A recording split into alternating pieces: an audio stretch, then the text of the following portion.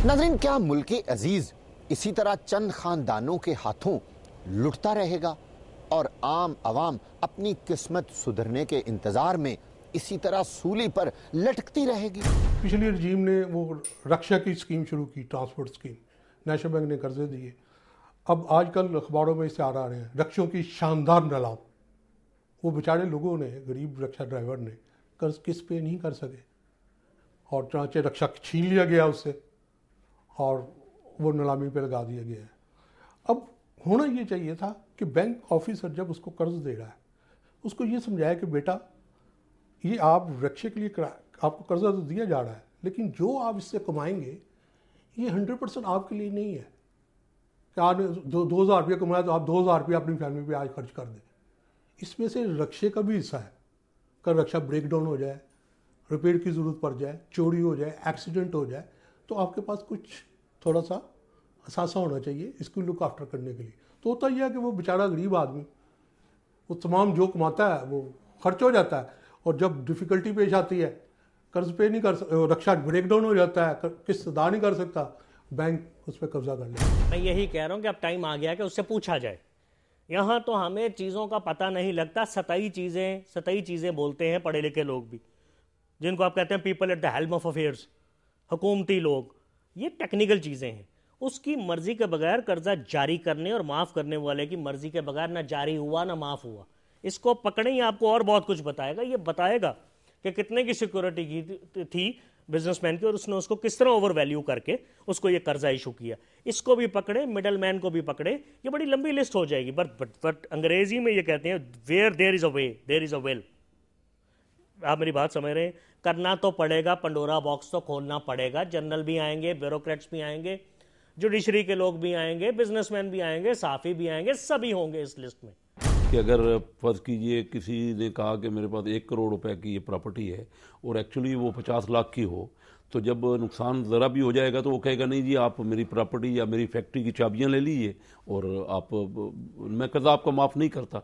तो प्रॉपर्टी की या उनके एसेट्स की प्रॉपर वैल्यूएशन, वो उनकी मालियत का तयन सही तरह होना चाहिए, इसमें कोई शक नहीं है। बड़े इंस्टेंसेस हैं जी। आप बोरोवर जो है वो प्रोजेक्ट लेता है, वो कहता है कि जी मुझे आप लोन दे दें, मेरा प्रोजेक्ट 4 करोड़ का लग रहा है। अब वो जब 4 करोड़ की फिजिबिलिटी बनती है, वो एक्चुअली प्रोजेक्ट 1 करोड़ का होता है। उसमें मशीन्स जो लेके आते हैं वो सेकेंड हैंड होती हैं, क्योंकि उसका जो बोरोवर की इंटेंशन है वो शुरू से ही है कि मैंने लोन वापस नहीं करना। अब अनफॉर्चुनेटली जब वो बैंक एक बार लोन की सर्विसिंग शुरू होती है और वो वापस नहीं आता, बिकॉज प्रोजेक्ट 1 करोड़ का प्रोजेक्ट 4 करोड़ का डेट सर्विस कर ही नहीं सकता, तो वो फिर कहता है ये ले जी चाबी इसकी मिल की, अब इसको बेच लें। बैंक बेचने जाता है तो वो 50 लाख भी नहीं मिलता। देखिए बात ये है कि नीयत तो होती नहीं इंडस्ट्री चलाने की। फिजिबिलिटी तो दुनिया में तकरीबन सारे कारोबारों की ही अच्छी होती है, 1-2 लाख दिन फिजिबिलिटी बन जाती है। ये तो कागजी कार्रवाई है। जब ये इंडस्ट्री लगाता है तो ये बहरहाल करोड़पति तो ये होता है। एक बात तो आप तैयार रखें, जीरो से कोई चीज़ मल्टीप्लाई करे उसका जवाब जीरो आता है।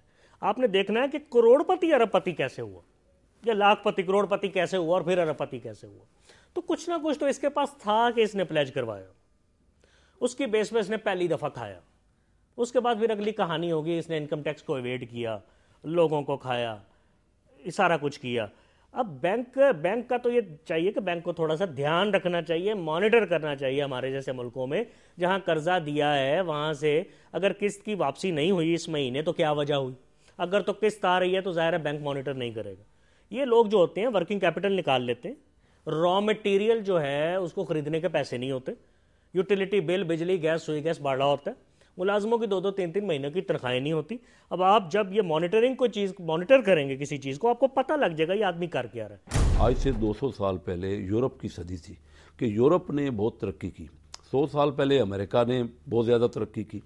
अब तो सारी तरक्की हमारे एरिए में हो रही है। चाइना और इंडिया जो कि बिल्कुल हमारे करीबी पड़ोसी हैं, दुनिया में सबसे तेज़ रफ्तार तरक्की कर रहे हैं। तो हमारे यहाँ इतना बड़ा असर पड़ रहा है कि हम पूरे रीजन में हम हैं जो तरक्की नहीं कर रहे। हमारे यहाँ इंडस्ट्रियल ग्रोथ पिछले साल नेगेटिव हुई है। बहुत ही अलार्मिंग चीज़ है कि हमारे यहाँ इंडस्ट्रियल ग्रोथ नेगेटिव हुई है, हालांकि हमारे पड़ोसी ममालिक, हम जैसे उनके यहाँ माहौल है, उनके यहाँ हालात है, वो इंडिया इस वक्त 7% से तरक्की कर रहा है उनका, और चाइना 9 और 10% से तरक्की कर रहा है।